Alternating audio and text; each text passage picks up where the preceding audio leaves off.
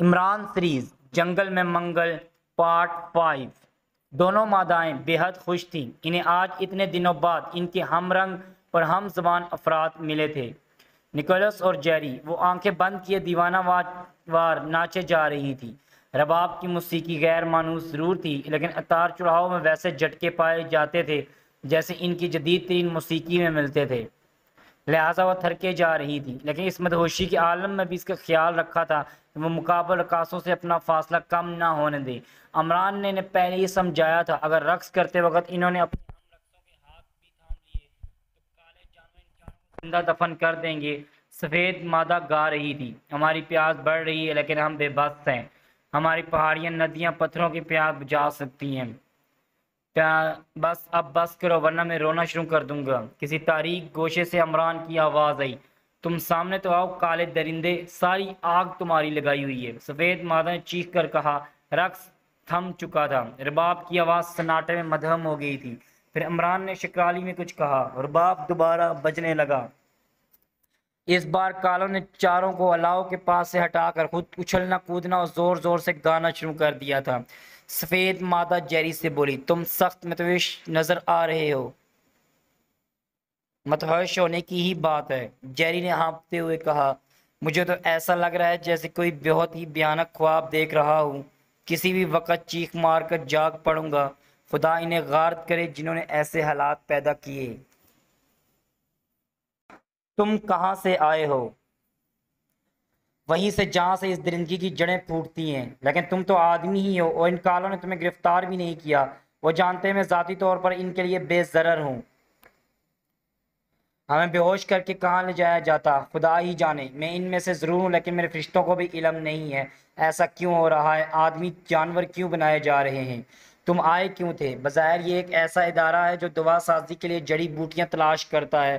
ذالمیر کے جنگل میں جن کی بہتات پائی جاتی ہے۔ اوہو، تو دھوکے سے لائے گئے ہو، یہی سمجھ لو۔ ان میں ایک کالا جانور بہت چلاک ہے، مجھے معلوم ہے، وہ انگلش روانی سے بول سکتا ہے۔ اس نے ہمیں کوئی تکلیف نہیں ہونے دی، لیکن جب اس کے جسم میں کھجلی اٹھتی ہے تو زمین پر لوٹے لگاتا ہے، مجھے اس پر بڑا ترس آتا ہے۔ جوئیں پڑ گئی ہوں گی شاید۔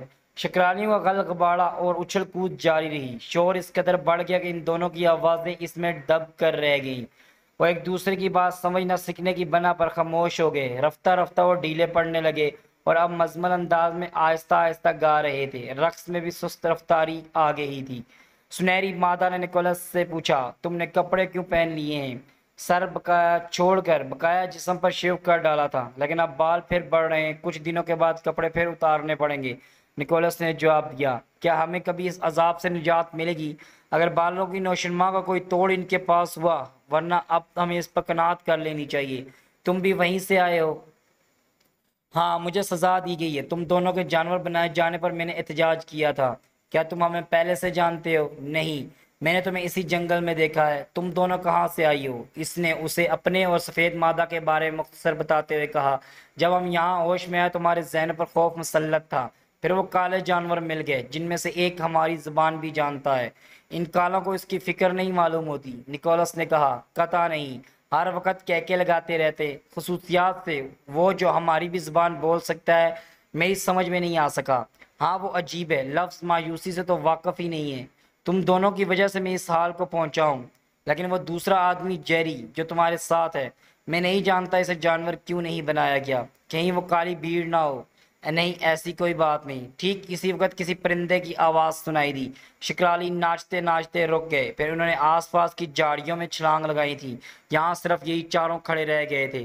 یہ کیا ہے؟ سفید مادہ خوف زدہ سی آواز میں بولی۔ خدا جانے، نکولس چاروں طرف دیکھتا ہوا بولا۔ پھر ایسا معلوم ہوا جیسے الاؤ کی روشنی کے گرد پھیلے ہوئے تاریک حصوں میں زلزلہ سا آ گیا ہو۔ باند باند کی آوازیں سنائی دینے لگی تھی، ایک فائر بھی ہوا تھا۔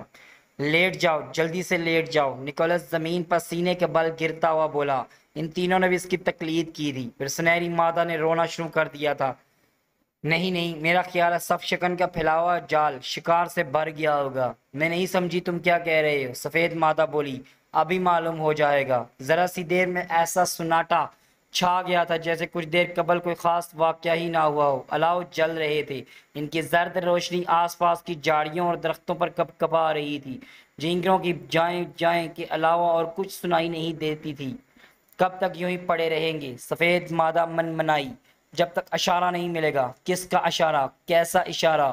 چپ چاپ پڑی رہو۔ تو کیا اب تم بھی دھمکاؤ گے؟ تم غلط سمجھی، میں نے درخواست کی تھی۔ کئی منٹ گزر گئے، وہ اسی طرح پڑے رہے۔ پھر اچانک عمران کی آواز آئی تھی، نکولس ٹھکانے کی طرف۔ کھیل ختم ہو گیا۔ یہ کہاں سے بول رہا ہے؟ سفید مادہ ہکلائی۔ پتہ نہیں، نکولس نے کہا۔ آپ اٹھ جاؤ۔ پھر الاؤ جلتے رہے۔ وہ جگہ ویران ہو گئی۔ نکولس انہیں اندھیرے میں ایک جانب لے جا رہا تھا۔ اب ہم کہاں جا رہے ہیں؟ سنہری مادہ نے پوچھا۔ ایک بہت بڑے غار کی طرف، جہاں ہم رات گزاریں گے۔ ابھی تک کیا ہوتا رہا تھا؟ میں نہیں جانتا، نکولس نے اکتائے ہوئے لہجے میں کہا۔ تھوڑی دیر بعد انہیں ٹارچ کی روشنی دکھائی دی تھی۔ غالباً اس کا مقصد انہیں راستہ دکھاتا تھا۔ روشنی کا دائرہ ان کے آگے آگے رینگ رہا تھا۔ پھر غار کا دہانہ دکھائی دیا۔ چلو۔ نکولس نے جیری کو آگے بڑھایا۔ وہ اس کے پیچھے چل رہا تھا۔ مادائیں آگے تھیں۔ غار میں کیا ہوگا؟ جیری کی آواز کانپ رہی تھی۔ تو تم تو ان لڑکیوں سے بدتر ثابت ہو رہے ہو۔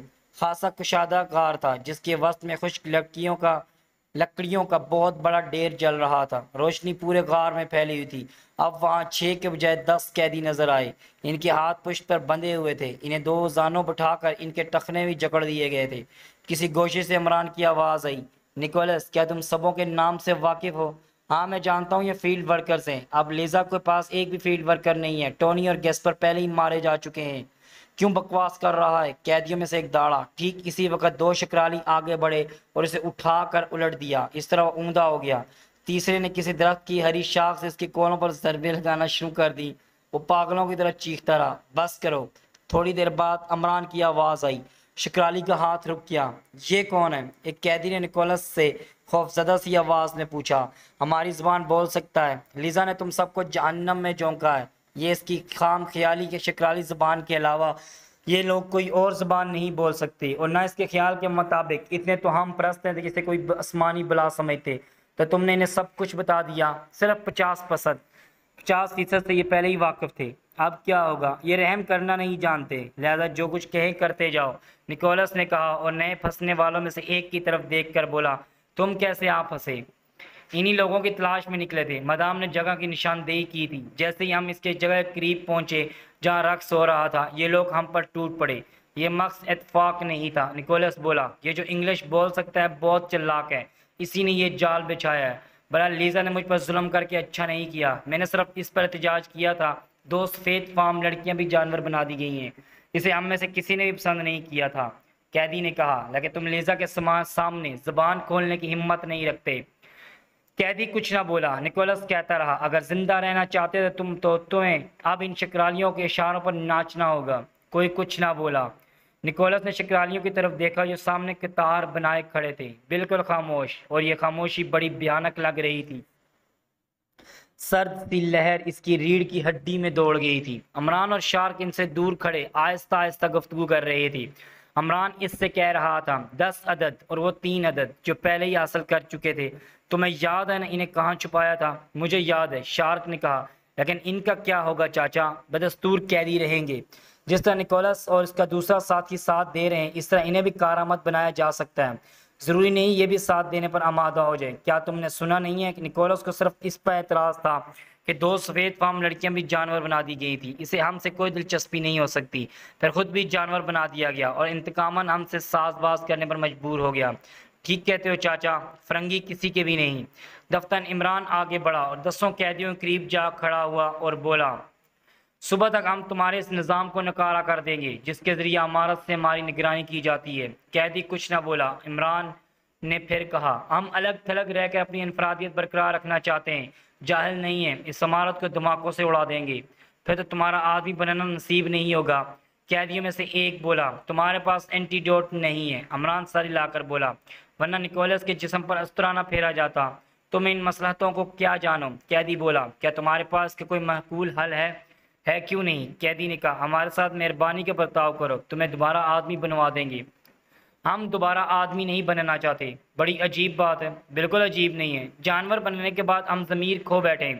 جائز اور ناجائز کا کوئی تصور ہمارے ساتھ نہیں آ رہا، لہذا تم میں سے 3 آدمی اس وقت بھون کر کھا جائیں گے۔ ابھی ہم نے رات کا کھانا نہیں کھایا۔ نہیں نہیں، کئی خوفزدہ آواز بلند ہوئی، آدمی کا گوشت کتنا لذیذ ہے۔ عمران چٹخارا لے کر بولا، یہ ہمیں اس وقت معلوم ہوا جب تمہاری مادام گردو کا اپنا ایک آدمی جیسپر کی لاش یہاں چھوڑ گئی تھی۔ تو کیا تم سچ مچ؟ جیری عمران کی طرف دیکھ کر ہکلایا، تم ابھی دیکھ ہی لوگے۔ نہیں نہیں، یہ ناممکن ہے، مدائیں بول پڑیں، مت بکواس کرو۔ عمران دہاڑا، کیا واقعی؟ نکولس بھی کپ کپاتی آواز میں بولا۔ خاموش رہو، عمران نے اسے بھی جھڑک دیا، یہ نہیں ہو سکتا۔ سفید مادہ عمران کی طرف بڑھتی ہوئی بولی، ہم نے تمہیں کوئی انسانی گوشت کھاتے نہیں دیکھا، تم دونوں اس وقت وہاں سے بہت دور درخت پر چڑھی بیٹھی تھی، تمہیں بھی ہم نے اس لیے پال رکھا ہے، جب کھانے کو کچھ نہیں ہوگا تو بھون کر کھا جائیں گے، تم دونوں کا گوشت تو بے حد لذیذ ہوگا۔ فضول باتیں نہ کرو، نکولس بھی بگڑ گیا، انہیں بھی اسی طرح باندھ کر ان کے قریب بٹھا دو۔ عمران نے مڑ کر شکرالی میں کہا، وہ سب ان پر ٹوٹ پڑے۔ طرفدار دور کھڑا احتجاج کر رہا تھا کیونکہ سنہری مادہ بھی زد پر آ گئی تھی۔ کیوں بکواس کر رہا ہے؟ چپ کا کھڑا رہے۔ شہباز پلٹ کر داڑا، ذرا سی دیر میں یہ چاروں بھی قیدیوں کے پاس بٹھا دیے گئے تھے، انہی کی طرح ان کے ہاتھ بھی باندھ دیے گئے تھے۔ اب بتاؤ، ایک قیدی نے خوفزدہ سی ہنسی کے ساتھ نکولس کو مخاطب کیا۔ میں نہیں جانتا، وہ مضطربانہ انداز میں بولا۔ اب تم سے 3 سوال۔ عمران ہاتھ اٹھا کر بولا، یہ ظلم ہے۔ نکولس بول پڑا، کیا ہم پر ظلم نہیں ہوا؟ عمران نے کہا، پھر بھی تم زندہ تو ہو۔ زندہ ہیں، اور آدمیت سے کوسوں دور۔ تم نے اس دن انسانیت کے موضوع پر ایسی گفتگو کی تھی، میں غش غش کرتا رہ گیا تھا۔ اس دن تک کسی سفید فام آدمی کا گوشت نہیں چکھا تھا۔ عمران نے کہا، اب تم اپنی بکواس بند کرو۔ قیدیوں میں سے ان 3 آدمیوں کو کھینچ کر الگ کر دیا گیا جن کی طرف عمران نے اشارہ کیا تھا، پھر انہیں باہر لے جایا جانے لگا۔ کیا ہماری گلو خلاصی کی کوئی صورت نہیں ہے؟ نئی قیدیوں میں سے ایک نے پوچھا۔ ٹھہر جاؤ، عمران نے ان سے کہا جو 3 قیدیوں کو غار سے باہر لے جا رہے تھے۔ وہ رک گئے۔ عمران نے سوال کرنے والے قیدی سے کہا، صورت ہے، لیکن تم لوگ اس پر آمادہ نہیں ہوں گے، تم کہو بھی تو۔ میں کہوں گا تو ہم یہی جواب دو گے، ہمارے بس سے باہر ہے، کیونکہ مدام ہماری آنکھوں پر چمڑے کا تسمہ چڑھا دیتی ہیں۔ کم سے کم ہم چاروں افراد یہ نہیں کہہ سکتے۔ کیا اس نے تمہیں راستہ دکھایا ہے؟ ہاں، آج اس نے فیلڈ ورکرز پر یہ پابندی ہٹا دی ہے۔ اگر ہم کشت و خون کے بغیر عمارت پر قبضہ کر سکیں تو یہی تم سبوں کے لیے بہتر ہوگا۔ یہ ناممکن نہیں ہے۔ کیا تم میں سے کوئی ایسا بھی ہے جو اپنے ساتھی سے اتفاق نہ رکھتا ہو؟ عمران نے کہا۔ دوسرے قیدیوں نے سوال کیے، لیکن کوئی کچھ نہ بولا، وہ سب سر جھکائے بیٹھے رہے۔ ان تینوں کے چہرے کھل اٹھے تھے جنہیں ان کے خیال کے مطابق ذبح کر دینے کے لیے باہر لے جایا جا رہا تھا۔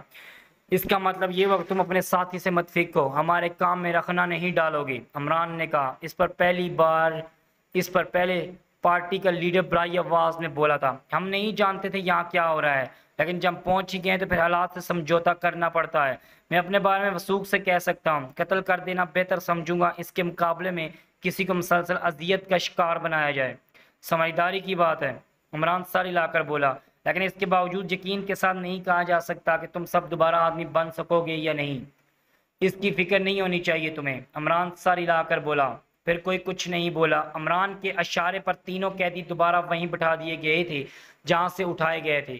سفید مادہ نے عمران کی طرف دیکھ کر کہا، مجھے یقین نہیں تھا کہ تم سچ کہہ رہے ہو۔ عمران اس بات کا جواب دیے بغیر شہباز کی طرف بڑھ گیا اور اسے بتانے لگا قیدیوں سے کس قسم کی گفتگو ہوئی تھی۔ راستہ تو تم پہلے سے ہی جانتے ہو، شہباز نے کہا، کوئی نہیں کہہ سکتا اس چور کو، اس شکور خلا کے پیچھے کیا ہوگا۔ لیزا سے متعلق میں نے جو اندازہ لگایا اس کے مطابق وہ کلی طور پر کسی پر اعتماد نہ کرنے والی عورت معلوم ہوتی ہے۔ اگر اس نے اپنے کچھ آدمیوں کو راستے سے آگاہ کر بھی دیا ہوگا تو اس میں ضرور کوئی نہ کوئی چکر ضرور ہوگا۔ تم کہنا کیا چاہتے ہو؟ لیزا پر میں نے یہیں اس جنگل پر قابو پانا چاہتا ہوں۔ اس کی کیا صورت ہوگی؟ ایک تدبیر ہے، جو چاہے کرو، ابھی تک تمہاری کوئی تدبیر ناکام نہیں ہوئی۔ رات آدھی سے زیادہ گزر چکی تھی لیکن ابھی تک وہ لوگ واپس نہیں آئے تھے۔ لیزا نے ایک بار پھر آپریشن روم کا رخ کیا لیکن آپریٹر ساتھ نہیں تھا۔ کنٹرول بورڈ کے قریب پہنچ کر اس نے مختلف بٹن دبانے شروع کر دیے۔ پوائنٹ نمبر 6 کی اسکرین پر پھر کالے جانور دکھائی دیے۔ علاوہ بدستور روشن تھے۔ اب ان کی تعداد میں اضافہ ہو گیا تھا جس کی بنا پر اسکرین کچھ زیادہ ہی واضح نظر آ رہی تھی۔ اس کے 10 فیلڈ ورکرز بندھے پڑے ہوئے تھے۔ ان کے آس پاس کالے جانور اس طرح چھل کود کر رہے تھے جیسے اظہار مسرت کر رہے ہوں۔ لیزا کے پورے جسم سے پسینہ چھوٹ پڑا۔ نچلا ہونٹ دانتوں میں دبائے وہ خوف زدہ نظروں سے اسکرین کی طرف دیکھتی رہی۔ دل شدت سے دھڑک رہا تھا تو یہ چاروں بھی پکڑ لیے گئے۔ وہ سوچ رہی تھی بہت برا ہوا، 12 فیلڈ ورکر تھے، بہترین لڑاکے، جن میں سے 2 پہلے ہی ختم ہو گئے تھے۔ اب کیا ہوگا؟ بقایا عملے کو مسلح جدوجہد کا کوئی تجربہ نہیں تھا، پھر کیا کیا جائے؟ اس کے علاوہ اور کوئی چارہ نہیں کہ قبل اس کے وہ فیلڈ ورکرز کو غرض پہنچائیں، خود انہیں ختم کر دیا جائے۔ اب تو ہیڈ کوارٹر سے ہدایات لینے کا بھی وقت نہیں رہا تھا، اور نہ پیغام جا سکتا تھا نہ جواب ملتا۔ وہ کنٹرول بورڈ کے قریب سے ہٹ کر اس مشین کے پاس پہنچی جس کے ذریعے کیمرے کو حرکت دی جاتی تھی۔ اس کے مختلف بٹنوں کو دبانے سے اسکرین پھر تاریکی پھیل گئی۔ غالباً وہ کیمرے کو گھما کر اس جگہ گرد و پیش کا جائزہ لینا چاہتی تھی، لیکن اس کی خواہش پوری نہ ہو سکی کیونکہ الاؤ کی روشنی کا پھیلاؤ محدود دائرے میں تھا۔ اسکرین بدستور تاریک رہا۔ ہار کر اس نے پھر الاؤ والے اسپاٹ پر فوکس کیا۔ قیدیوں کے گرد کالے جانور پہلے کی طرح اچھل کود کر رہے تھے، لیکن اب ان کے ہاتھ میں بڑے بڑے اور چمکیلے خنجر بھی نظر آ رہے تھے۔ لیزا کانپ رہ گئی۔ پھر اس نے خطرے کا الارم بجا کر بقایا عملے کو آپریشن روم میں اکٹھا کر لیا۔ وہ سب سوتے سے اٹھ کر آئے تھے، لہٰذا ان کے چہرے پر ناگواری کے آثار تھے، لیکن لیزا نے جیسے ہی اسکرین کی طرف متوجہ کیا جو ان کے چہروں کی رنگت ہی بدل گئی۔ اونگتے اور ذہن بیدار ہو گئے، نیند میں ڈوبی ہوئی آنکھیں پھیل گئیں۔ یہ ایک بے نظر تجربہ تھا، لیزا بولی۔ وہ ہمیشہ کے لیے جانور نہیں بنائے گئے تھے۔ جو کچھ بھی کیا جا رہا تھا بنی نوع انسان کی بھلائی کے لیے کیا جا رہا تھا، مگر اب خون بہانا پڑے گا۔ کوئی کچھ نہ بولا۔ لیزا جو سانس لینے کے لیے رکی پھر بولی، تم دیکھ رہے ہو ہمارے فیلڈ ورکر کس حال میں ہیں۔ شکرالیوں کو معلوم نہیں تھا کہ بنی نوع انسان کی بھلائی کے لیے جانور بنائے گئے تھے۔ ایک نے تزیہ لہجے میں کہا، یہ کون تھا؟ لیزا گھرائی، لیکن بدستور خاموشی رہی۔ بولنے والا سامنے نہ آیا۔ لیزا نے زہریلے لہجے میں کہا، میں دیکھ رہی ہوں تم میں سے کئی ٹونی کے جھوٹے پروپیگنڈے میں متاثر ہوئے ہیں۔ بہرحال کچھ بھی ہو، کیا تم اسے برداشت کرو کہ ان 10 فیلڈ ورکرز مار ڈالے جائیں؟ ہمیں تو ٹونی اور گیسپر کا مرنا بھی پسند نہیں آیا، سامنے کھڑے ہوئے ایک آدمی نے کہا تھا۔ گیسپر کو جنگل میں ایک حادثہ پیش آیا تھا۔ ٹونی نے ڈسپلن کی خلاف ورزی اختیار کرنے پر سزا پائی تھی۔ سزائے موت دینے کا اختیار تمہیں کس نے دیا ہے مدام؟ اسی آدمی نے کہا، ہیڈ کوارٹر نے۔ لیزا جنجلا کر بولی، تم نے یہ بحث کیوں چھیڑی اس وقت؟ اس لیے کہ ہم میں سے زیادہ تر لوگ یہاں جڑی بوٹیوں کی تلاش میں آئے تھے۔ جو لوگ جڑی بوٹیوں کی تلاش میں آئے تھے وہ قطع محفوظ ہے، انہیں کسی مخصوص مہم پر نہیں بھیجا گیا۔ نیکولس ہیڈ کوارٹر واپس گیا۔ ایک آواز آئی، لیکن جیری کہاں ہے؟ جہنم میں۔ لیزا پیر چڑھ کر دہاڑی، ہم میں سے زیادہ تر لوگ نہ تمہیں پسند کرتے ہیں نہ تمہارے فیلڈ ورکر کو۔ سامنے والے آدمی نے اس کے لہجے کی پرواہ کیے بغیر کہا، تم لوگ آخر چاہتے کیا ہو؟ ہم میں سے کوئی بھی جنگل میں قدم نہیں رکھے گا۔ اچھی بات ہے، تم سب چلے جاؤ یہاں سے۔ وہ پیر رکھ کر دہاڑی تھی۔ ایک ایک کر کے وہ آپریشن روم سے نکلنے لگے، صرف سرینا وہیں کھڑی رہ گئی۔ دروازہ بند کر دو، لیزا نے اسے غور سے دیکھتے ہوئے کہا۔ سرینا دروازہ بلٹ کر کے پلٹ آئی اور خاموش کھڑی رہی۔ تم نے دیکھا؟ لیزا اسکرین پر نظر جمائے ہوئے بولی۔ ہاں مدام، کیا خیال ہے؟ اب ان پر ذرا برابر بھی اعتماد نہیں کیا جا سکتا۔ لیزا نے لاپرواہی سے شانوں کو جنبش دی تھی اور پر تشویش نظروں اسکرین کی طرف دیکھتی رہی۔ پھر اب کیا ہوگا مدام؟ سرینا نے اسکرین پر نظر جمائے ہوئے کہا، ان کے تیور اچھے نہیں معلوم ہوتے۔ میں تنہا جاؤں گی، یہ مناسب نہیں معلوم ہوتا۔ اس کے علاوہ اور کوئی چارہ کار نہیں۔ میں ان لوگوں سے بحث میں الجھنا مقصد اس لیے پسند نہیں کیا تھا کہ یہ نکارہ لوگے تجربہ سے آگے نہیں بڑھ سکتے۔ ریوالور کے دستہ ہاتھ میں آتے ان کی مسامات پسینہ اگلنے لگیں گی، لیکن تنہا آپ، ہزاروں پہ باری ہوں۔ تم سمجھتی کیا ہو مجھے؟ آپ حیرت انگیز ہیں مدام، میں تمہارے علاوہ اور کسی پر اعتماد نہیں کر سکتی۔ یہاں اس عمارت کے رازوں کو میرے علاوہ اور کوئی بھی واقف نہیں ہے۔ اس میں کیا شک ہے مدام؟ اب میں جو کچھ کرنے جا رہی ہوں اس میں تمہاری مدد کی بھی ضرورت ہے، لیکن صرف عمارت کی حد تک، تمہیں بھی ساتھ نہیں لے جاؤں گی۔ دفتر دروازے پر دستک دی۔ کون ہے؟ لیزا نے درشت لہجے میں پوچھا۔ روبن مدام، باہر سے آواز آئی، دروازہ کھول دو۔ لیزا نے سرینا سے کہا۔ روبن اندر داخل ہو کر بولا، مجھے یہاں سے نہیں جانا چاہیے تھا مدام، لیکن میں دیکھنا تھا کہ ان کے ارادے کیا ہیں، کہیں وہ آپ کے دشمن تو نہیں ہوگے۔ پھر تم نے کیا معلوم کیا؟ صرف یہی کہ وہ جنگل میں نہیں جائیں گے، اپنے فرائض معمول کے مطابق ادا کرتے رہیں گے۔ تمہارا کیا خیال ہے؟ میں آپ کے ساتھ ہوں مدام، جنگل میں بھی تنہا جا سکتا ہوں۔ شکریہ روبن، تم یہیں رہو گے آپریشن روم میں، میں تنہا جاؤں گی۔ یہ مناسب نہیں ہوگا مدام، میں بھی یہی کہہ رہی تھی، سرینا بولی۔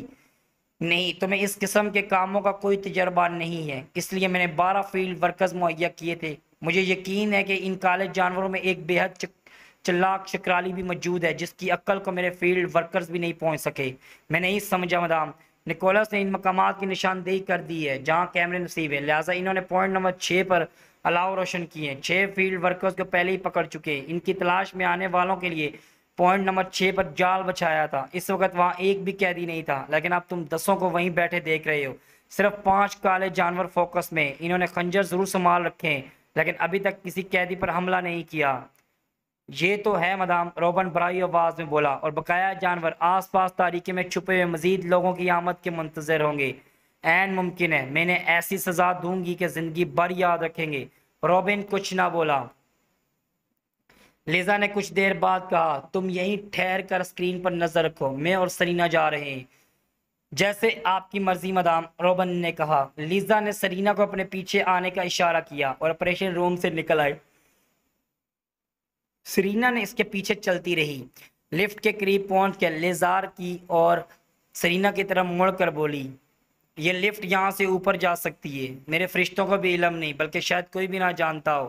تمہارا خیال درست ہے، میرے علاوہ اور کوئی بھی نہیں جانتا۔ مجھے اس لفٹ کے سلسلے میں تمہاری مدد درکار ہے۔ یہ راز تم تک ہی محدود رہنا چاہیے۔ یہ لفٹ اوپر بھی جا سکتی ہے۔ ایسا ہی ہوگا مادام۔ دوسری بات، اوپر جانے کے لیے لفٹ اس جگہ سے آپریٹ ہوگی اور خود بخود نیچے واپس نہ آ سکے گی، بلکہ تم یہیں رک کر اسے اسپاٹ پر واپس لاؤ گی۔ مجھے آپریٹ کرنے کا طریقہ بتائیے، میری واپسی تک تمہیں رکنا بھی پڑے گا۔ بہت بہتر، بے خوابی کی 2 ٹکیاں لے کر تم جاگتی بھی رہ سکو گی۔ ایسا ہی کروں گی مدام۔ اب ادھر سوئچ بورڈ کی طرف دیکھو۔ جیسے میں لفٹ میں داخل ہوں، دروازہ بند ہو جائے تم اس بٹن پر انگلی رکھ دینا اور اسے اس وقت تک دبائے رکھنا جب تک سبز روشنی نظر نہ آئے۔ سبز روشنی نظر آتے ہی انگلی ہٹا لینا، پھر زرد روشنی نظر آئے گی، اس کے بعد تم اس بٹن کو دبانا، لفٹ واپس آ جائے گی۔ ذرا ایک بار پھر دہرانا میں نے کیا بتایا ہے۔ سرینا نے تعمیل کی تھی۔ اچھا اب سنو، میں جب واپس آؤں گی تو سرخ روشنی جلدی جلدی جلنے بجھنے لگے گی، تب تم پھر اس بٹن کو دبائے رکھنا جس سے لفٹ اوپر جائے گی۔ سبز روشنی نظر آنے پر اس سے انگلی ہٹا لینا، جب زرد روشنی دکھائی دے تو لفٹ کو واپس لانے والے بٹن کو دبائے رکھنا۔ بہت بہتر جناب، پوری طرح سمجھ گئی ہوں۔ بہت بہتر مدام، پوری طرح سمجھ گئی۔ اگر کوئی یہاں تمہاری موجودگی کی وجہ پوچھے تو کہہ دینا میرے حکم سے کسی کا انتظار کر رہی ہو۔ بہت بہتر مدام۔ لیزا لفٹ میں داخل ہوئی تھی۔ دروازہ بند ہوا اور لفٹ اوپر کی طرف جانے لگی۔ اس کے ہونٹ سختی سے پھینچے ہوئے تھے۔ تھوڑی دیر بعد لفٹ رکی، دروازہ کھلا اور وہ باہر نکلی۔ دروازہ بند ہو گیا۔ لفٹ دوبارہ نیچے سرکتی چلی گئی۔ لیزا اب گہری تاریکی میں کھڑی ہوئی تھی، ٹٹولتی ہوئی آگے بڑھنے لگی۔ وہ ایک جگہ دیوار پر ہاتھ پھیرا ہی تھا کہ روشنی میں نہا گئی۔ ریاداری میں تیز روشنی پھیل گئی تھی۔ وہ آگے بڑھتی رہی۔ ریاداری کا اختتام زینوں کے قریب ہوا تھا۔ بائیں زینے طے کر کے اس جگہ پہنچی جہاں ایک راکٹ جس کی لمبائی 10 فٹ سے زیادہ نہ رہی ہوگی لانچنگ پیڈ پر 75 ڈگری کے زاویے سے کھڑا نظر آیا۔ اس کا درمیانی قطر 5 فٹ سے زیادہ نہیں تھا۔ اس کا دروازہ کھول کر وہ اندر داخل ہوئی۔ دروازہ کھلتے ہی راکٹ کے اندر روشنی پھیل گئی تھی۔ پائلٹ کی سیٹ پر بیٹھ کے اس نے کنٹرول بورڈ کے بٹن پر انگلی رکھی ہی تھی کہ راکٹ تیر کی طرح لانچنگ پیڈ سے نکل کر فضا میں بلند ہو گیا۔ پھر اس کی پرواز متوازی ہو گئی اور اوپری سطح پر ہیلی کاپٹر سے پنکھے نمودار ہو کر گردش کرنے لگے تھے، لیکن قطع بے آواز۔ اب وہ متوازی پرواز برقرار رکھے ہوئے آہستہ آہستہ نیچے کی طرف آ رہا تھا۔ پرواز میں تیز رفتاری برقرار نہیں رہی تھی، بالکل کسی ہیلی کاپٹر کی طرح جنگل کی جانب پرواز کر رہا تھا۔